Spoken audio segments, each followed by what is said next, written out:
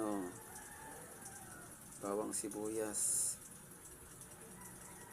with chili powder. Ito mga lords, try na itong sudan mga lord, para makaiwas tayo sa high blood. Pero mamaya mga lords, dan mo sa karinderya, bili rin tayong gulay doon, kahit pakbit man lang or itlog fried, may sahog.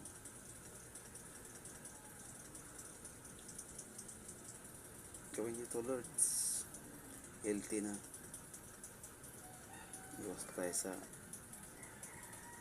kainit sa panahon.